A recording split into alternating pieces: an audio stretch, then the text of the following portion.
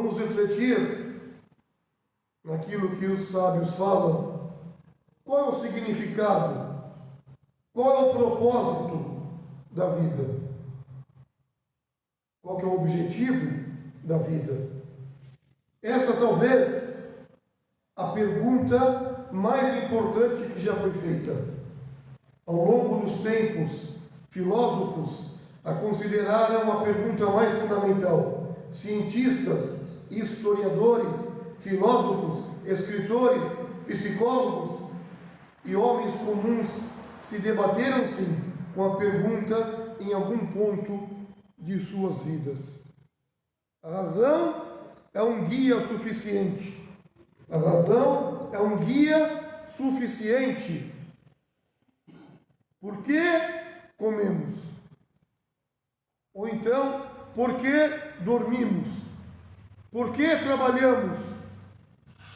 As respostas que poderíamos obter a essas perguntas seriam semelhantes ou como para viver. Eu durmo para descansar, eu trabalho para sustentar a mim mesmo e a minha família. Mas, quando se trata de qual é o propósito ideal da vida, as pessoas ficam então confusas. Ficam confusas. Nós vemos a sua confusão, sim, pelo tipo de respostas que recebemos. Os jovens podem dizer: eu vivo pelas bebedeiras e biquínis. O profissional de idade mediana pode dizer: eu vivo para poupar o suficiente para uma aposentadoria confortável. O homem idoso provavelmente diria: eu venho me perguntando por que estou aqui pela maior parte da minha vida. Se existe um propósito, eu já não me importo mais. E talvez a resposta mais comum seria: eu realmente não sei. E Deus sabe mais. Como então você descobre o propósito ideal da vida? Como? Nós temos basicamente duas opções. A primeira é deixar a razão humana, a celebrada realização do iluminismo, nos guiar. Afinal, o iluminismo nos deu a ciência moderna baseada na observação cuidadosa do mundo natural. Mas os filósofos pós-iluminismo o descobriram isso?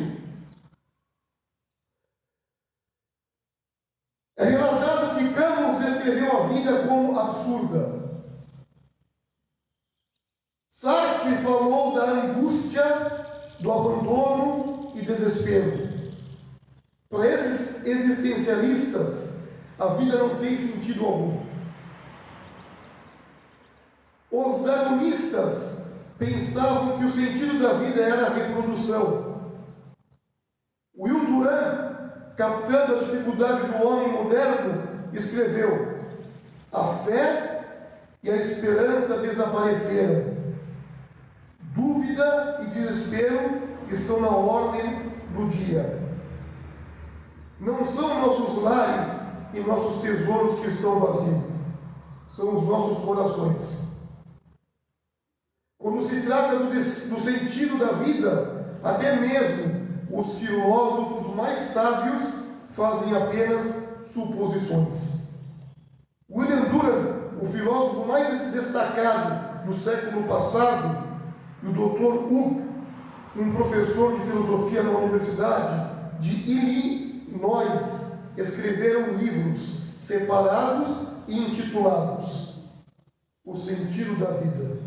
Eles escreveram para os filósofos, para os cientistas, escritores, políticos e intelectuais mais conhecidos em sua época no mundo, perguntando a eles qual era o sentido da vida. Então eles publicaram suas respostas. Alguns apresentaram suas melhores sugestões.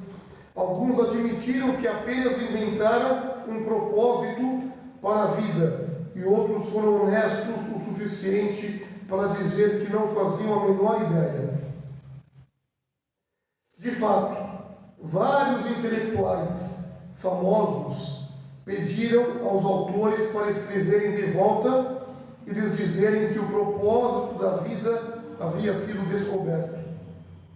Se o filósofo não tem uma resposta definitiva, talvez a resposta então possa ser encontrada dentro do coração e mente que nós possuímos. Você então já olhou para o céu aberto e uma noite clara? Você verá número incalculável de estrelas. Olhem através de um telescópio e vocês verão galáxias gigantes em espiral, belas nebulosas, onde novas estrelas estão sendo formadas, os indícios de uma explosão antiga de supernova criada no estágio final da morte de uma estrela. Os magníficos anéis de Saturno e as luas de Júpiter.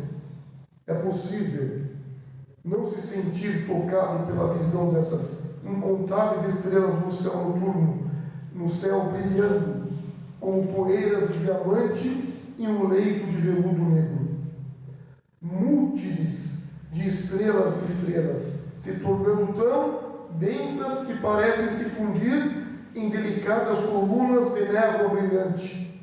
Sua grandeza nos deixa humildes, emociona, inspira o desejo pela investigação e nos chama à contemplação. Como isso passou a existir? Como pode? Como somos relacionados? E qual o nosso lugar em tudo isso? Podemos ouvir os céus falarem conosco? E Deus diz no Alcorão Sagrado: na criação dos céus e da terra, e na alternância do dia e da noite, há sinais para os sensatos, que mencionam Deus estando em pé, sentados ou deitados, e meditam na criação dos céus e da terra, dizendo: ó Senhor nosso, não criaste isso em vão? Glorificado sejas. Quando lemos um livro, aceitamos que existe um autor. Quando vemos uma casa, aceitamos que existe um construtor. Ambas as coisas foram feitas com um propósito, por aqueles que as fizeram. O projeto, a ordem e a complexidade do universo e também do mundo ao nosso redor é evidência da existência de uma inteligência suprema. Um projetista perfeito. Todos os corpos celestes são controlados por leis precisas da física. Podem haver leis sem um legislador, então? Os cientistas de foguetes, como o Dr. Van Braun, falou: as leis naturais do universo são tão precisas que não temos dificuldade em construir uma nave espacial para voar até a Lua e cronometrar o voo com a precisão de uma fração de segundo. Essas leis devem ter sido estabelecidas por alguém. O Paul Davies, um professor da física, concluiu que a existência do homem não é um mero acaso do destino. Ele afirma: nós fomos planejados para estar aqui. E ele diz em relação ao universo: através do meu trabalho científico, eu passei a acreditar de forma cada vez mais forte que o universo físico foi reunido com uma ingenuidade tão assombrosa que não posso aceitar que seja meramente um fato irracional. Deve haver um nível mais profundo de explicação. O universo, a Terra, as coisas vivas na Terra dão testemunho silencioso a um grande Criador, inteligente e superpoderoso. Só se fomos feitos por um Criador, então certamente, irmãos e irmãs, o Criador deve ter tido uma razão, um propósito em criar-nos, em criar todos nós. Portanto, é importante que busquemos saber sim o propósito de Deus para a nossa existência. Após encontrarmos esse propósito, podemos sim escolher se queremos viver em harmonia com Ele. Mas é possível sabermos o que é esperado de nós a partir de nossas próprias conclusões, sem qualquer comunicação com o Criador? É natural que o próprio Deus Todo-Poderoso nos informasse desse propósito, especialmente se é esperado que o cumpramos. Então isso nos leva à segunda opção, a alternativa à especulação sobre o significado, sobre o propósito da vida e a revelação. O caminho mais fácil para descobrir o propósito de uma invenção é perguntar ao inventor. Para descobrir o propósito da sua vida, então pergunte ao seu Criador, a Deus. E o Islã é a resposta, sem dúvida alguma, para a busca da humanidade por um sentido. O propósito da criação para todos os homens e mulheres de todas as épocas tem sido conhecer e adorar a Deus o único. O Alcorão, o livro sagrado, nos ensina que todo ser humano nasce consciente de Deus. Deus diz: e de quando o teu Senhor extraiu das estranhas dos filhos de Adão os seus descendentes e os fez testemunhar contra si próprios, dizendo: não é verdade que sou vosso Senhor? Disseram: sim, testemunhamos, fizemos isto com o fim de que no dia da ressurreição não dissesseis, não estávamos cientes, ou não dissesseis, anteriormente nossos pais idolatravam e nós, sua descendência, seguimos-los, exterminar-nos-ias, acaso pelo que cometeram frívolos. O nosso profeta, o profeta do Islã, que a paz e as bênçãos de Deus estejam sobre ele, nos ensina que Deus criou essa necessidade primordial na natureza humana, na época que Adão foi feito. Adão. Deus aceitou a aliança de Adão quando ele o criou. Deus extraiu todos os descendentes de Adão que ainda estavam por nascer, geração após geração, espalhou-os e aceitou a aliança deles. Ele se dirigiu às suas almas diretamente, fazendo-os testemunhar que ele era o seu Senhor. Uma vez que Deus fez todos os seres humanos jurarem sua divindade, quando ele criou Adão, seu juramento está gravado na alma humana, mesmo antes dela entrar no feto, de modo que uma criança nasce com uma crença natural em Deus. Essa crença natural é chamada de fitra em árabe. Consequentemente, toda pessoa carrega a semente da fé em Deus, que repousa profundamente, soterrada sobre camadas de negligência e refreada por condicionamento social. Se uma criança deixada sozinha, ela crescerá consciente de Deus, um único Criador. Mas todas as crianças são afetadas pelo seu ambiente. E assim, o nosso querido mensageiro, o profeta Muhammad, o profeta de Deus, que a paz tenha sobre ele, falou: cada criança nasce em um estado de fitra natural, de pureza, acreditando em Deus. Mas seus pais fazem dela um judeu ou um cristão. É como quando um animal dá à luz a uma prole normal. Já notaram algum filhote nascer mutilado antes de o mutilarem? Todo mundo nasce na crença única de adorar o único Deus. Assim, da mesma forma que o corpo da criança se submete às leis físicas estabelecidas por Deus, na natureza, sua alma se submete naturalmente ao fato de que Deus é seu Senhor e Criador. Entretanto, seus pais a condicionam a seguir seus próprios estilos de vida, e a criança não é mentalmente capaz de resistir. A religião que a criança segue nesse estágio é a de costume educação, e Deus não a considera responsável por essa religião.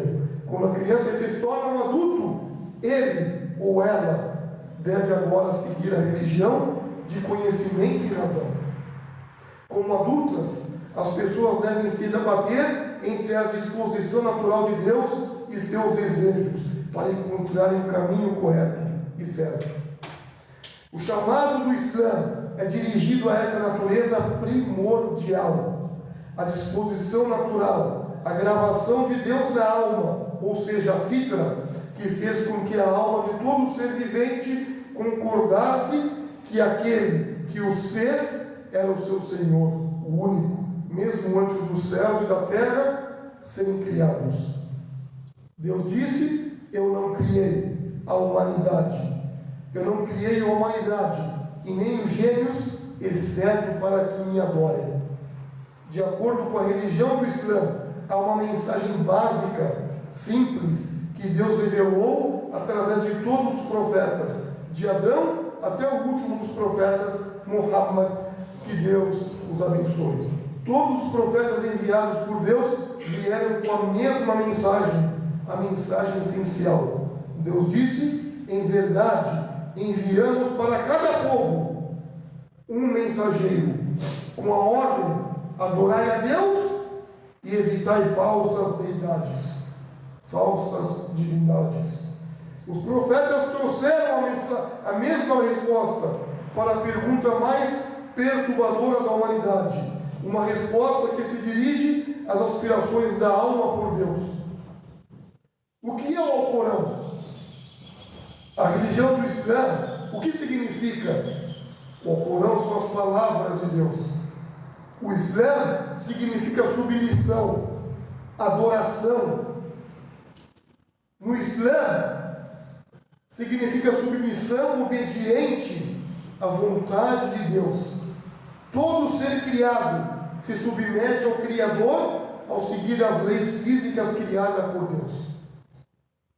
Deus disse: e seu é tudo que está nos céus e na terra, e tudo lhe obedece. Tudo anda conforme a ordem de Deus. Eles, entretanto, não são nem recompensados e nem punidos por sua submissão, porque ela não envolve vontade, recompensa e punição. São apenas para aqueles que adoram a Deus, que se submetem à lei moral e religiosa de Deus, por sua própria vontade. Essa adoração é a essência da mensagem de todos os profetas e mensageiros enviados por Deus o único a toda a sua humanidade. Por exemplo, esse entendimento de adoração foi enfaticamente abordado pelo próprio profeta Jesus, filho de Maria, que Deus o abençoe. Como disse: nenhum daqueles que me chamam Senhor entrará no reino de Deus, mas somente aquele que fizer a vontade do meu Senhor, que está no céu. Vontade significa o que Deus quer que os humanos façam. Essa vontade de Deus está contida nas leis divinamente reveladas que os profetas e mensageiros ensinaram a seus seguidores. Consequentemente, a obediência à lei divina é a fundação da adoração. Somente quando os seres humanos adorarem de verdade seu Deus, se submetendo à sua lei religiosa, eles poderão ter paz, ter harmonia em suas vidas e a esperança do paraíso, da mesma forma que o universo segue em harmonia, se submetendo às leis físicas estabelecidas por seu Senhor, o único. Quando se remove a esperança do paraíso, se remove o valor do propósito supremo da vida. De outra forma, que diferença faria se vivêssemos uma vida virtuosa ou então de vícios? O destino de cada um seria o mesmo, de qualquer forma. O objetivo para todos nós é adorar a Deus e não invocar nada junto com Ele. E Deus falou isso: não criei os gênios nem os humanos, exceto para que me adorem. Barakallahu fikum, fil Quran Karim. fastaghfiruhu innahu ghafurur rahim. Supliquem e invoquem a Deus nesse momento nobre e especial.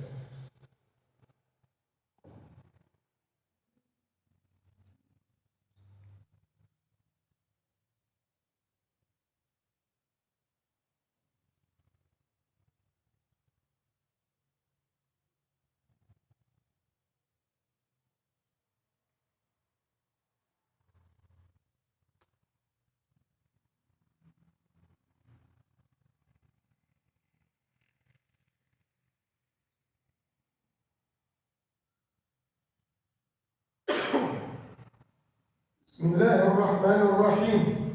الحمد لله رب العالمين، والصلاة والسلام على رسول الكريم صلى الله عليه وعلى آله وأصحابه أجمعين. Em nome de Deus, o misericordioso, o misericordiador, e que a paz e as bênçãos estejam com seus profetas e mensageiros, com Muhammad, com seus familiares, com seus companheiros, e todos aqueles que seguem a mensagem até o último dia. Das formas de adorar a Deus, são das formas que o nosso profeta nos ensinou. É na conduta, no dia a dia. O profeta falou algo simples de adoração, conhecido como sabr, a paciência. Veja que o profeta, que a paz esteja sobre ele, disse: certamente a verdadeira paciência estará no primeiro impacto. Certamente a verdadeira paciência estará no primeiro impacto. Quando a pessoa obtém uma calamidade, ou um problema grande ou pequeno, aquele impacto daquela calamidade, naquele primeiro impacto, ele deve adquirir a paciência. E não é todos que adquirem a paciência logo no primeiro impacto. Muitos adquirem a paciência no decorrer da calamidade. Por isso que o profeta Muhammad treinou os seus seguidores para absorver esse impacto. Com o quê? Com a palavra e a frase que ele nos ensinou. Quando você perde um ente, quando você perde uma propriedade, quando você está em ruínas, diga para aquele que você estava adorando: Inna lillahi wa inna ilaihi raji'un. Certamente nós pertencemos a Deus e para Ele será o retorno. A pessoa que adorava a Deus, que era sincero na ação, ele fala isso fácil no primeiro impacto. Caso você não fala isso no primeiro impacto, é porque você não estava treinando a sua intenção e a sua adoração no decorrer do dia e da noite. Outro modo, o profeta Muhammad sallallahu alaihi wasallam, ele falou para as pessoas em uma certa reunião. Ele olhou para as pessoas e levantou e falou: humanos, facilitem as coisas aos demais e não compliquem, não criem dificuldades, e dê as boas novas, e dê notícias boas e não notícias rancorosas. Esse dito é simples para quem Deus colocou a simplicidade no seu coração, para quem vem adorando a Deus, o único, e fazendo as ações desejando o seu rosto. O profeta fala: facilitem, criem facilidade para as pessoas que estão ao lado de vocês. Não dificultem o caminho delas, para vocês não encontrarem dificuldades depois. Quando ele fala, dê boas novas, dê palavras corretas, palavras que levam as pessoas ao ensinamento, que beneficiam as pessoas. Não o contrário, palavras que vai levar ódio e rancor. Por isso que o profeta falou no outro dito: aquele que crê em Deus, o único, e no dia da ressurreição, então fale palavras boas, benéficas. Se você não tem essas palavras para falar, então o silêncio é a melhor adoração para você, até você adquirir o conhecimento. O outro dito, a qual sabemos, de cor e salteado, quando o profeta falou que a paz esteja sobre ele. Quando a pessoa morre, 3 coisas acompanham ela no seu funeral, até o cemitério, até ela ser enterrada. Quando ela é enterrada, dessas 3 coisas, 2 voltam e uma permanece com ela. Aí ele disse que a paz esteja sobre ele. Das 3 coisas que te acompanham é a tua riqueza, a tua família e as tuas obras. Dessas 3 coisas, a tua riqueza e a tua família te deixa ali no túmulo, enterrado, e volta. No entanto, as tuas obras permanecem com você, boas ou ruins. Quando fala riqueza, os carros que ele tinha, os empregados, é a riqueza dele. Família, sua família, filhos, mulher, marido, tudo isso acompanha e enterra ele. Quando ele enterra, tudo isso volta e deixa ele sozinho apenas com as obras, com aquilo que ele praticava, de mal ou do bem. Ficam ali com ele e aí ele será julgado por aquele único que deve julgar todos, é o Criador do céu e da terra. Por isso devemos refletir se realmente eu entendi o propósito da vida. Nós, como muçulmanos, devemos saber o nosso propósito nessa vida mundana. Por que eu estou aqui? E Deus disse, Ele me criou para a adoração. E a adoração é aperfeiçoar a minha obra, aperfeiçoar a minha ação, o meu trabalho, conforme a legislação que Ele colocou na terra, conforme o Islã, desejando somente o seu rosto. Se eu fazer isso, eu terei sucesso, a harmonia, a paz nessa vida mundana e o sucesso maior no outro mundo. Inna Allaha wa malaikatahu yusalluna ala an-nabi ya ayyuhalladhina amanu sallu alayhi wa sallimu taslima.